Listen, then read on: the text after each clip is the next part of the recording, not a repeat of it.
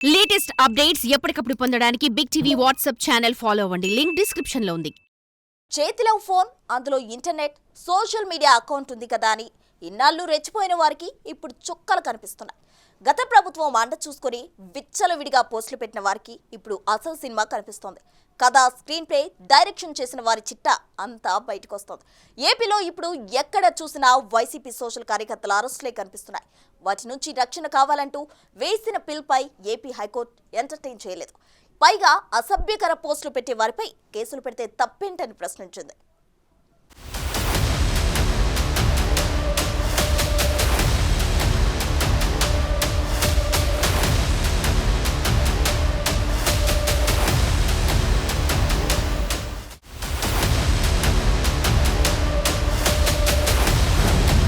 ఇన్నాళ్ళు అసభ్య పోస్టులు, వ్యక్తిత్వ హననాలు, అప్పుడు విర్రవీగి ఇప్పుడు వణుకు. చేయాల్సిందంతా చేసి క్షమాపణలు. వైసీపీ సోషల్ వారియర్లకు చుక్కలు.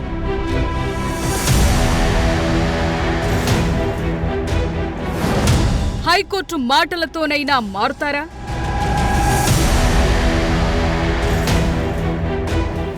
ఎస్, ఏపీలో ఇప్పుడు సోషల్ మీడియా వారియర్లకు చుక్కలు కనిపిస్తున్నాయి.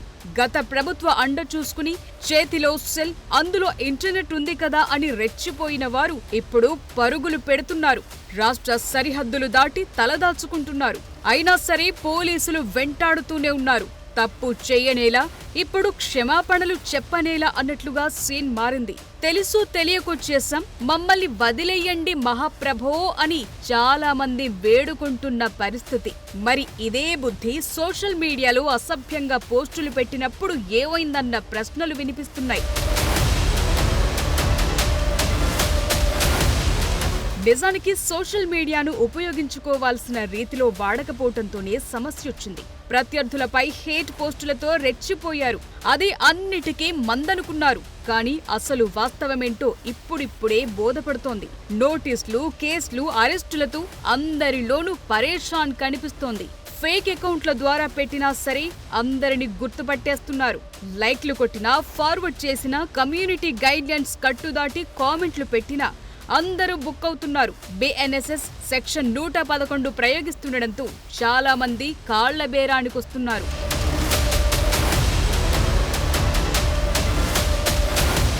మంచి పనులు చేస్తూ ప్రజల్లో మెప్పు పొంది గెలవాలి. కానీ ప్రత్యర్థులను టార్గెట్ చేసి వారి భార్యలపై వ్యక్తిత్వ హననం చేయటం ద్వారా పబ్బం గడుపుకుందామంటే కుదురుతుందా? కానే కాదు అని ఇప్పటి కేసులు, అరెస్టులు రుజువు చేస్తున్నాయి. గతంలో సోషల్ మీడియాలో రెచ్చిపోయిన వారు పుట్టలో ఉన్నా సరే వెతికి బయటకు తీస్తున్నారు. మరోసారి ఇలాంటి పనులు చేయకుండా గట్టిగానే బుద్ధి చెప్పేందుకు ఏపీ ప్రభుత్వం సిద్ధమైనట్లు కనిపిస్తోంది. దీంతో వైసీపీ సోషల్ మీడియాలో గతంలో యాక్టివ్గా పనిచేసిన వారి గుండెల్లో ఇప్పుడు రైళ్లు పరిగెడుతున్నాయి. అంతా జైలు బాట పడుతున్నారు.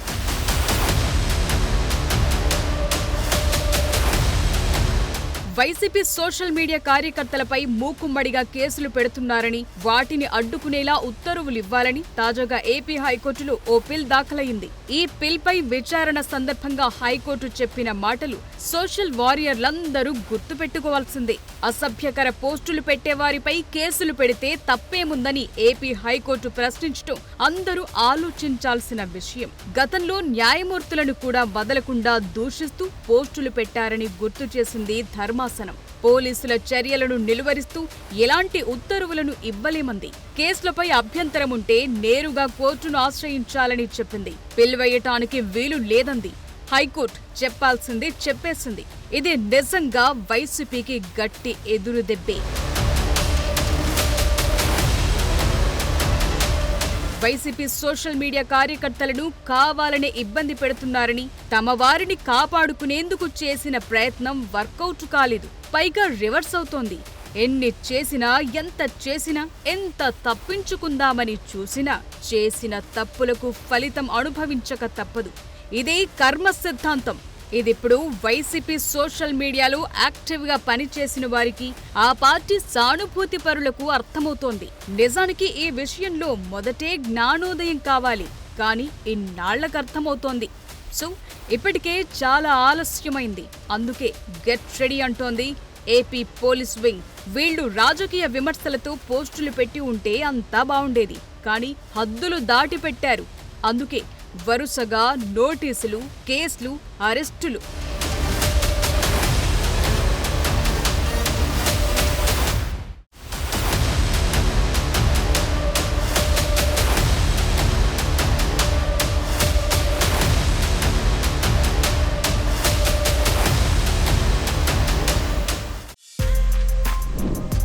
For more videos like this, subscribe Big TV channel.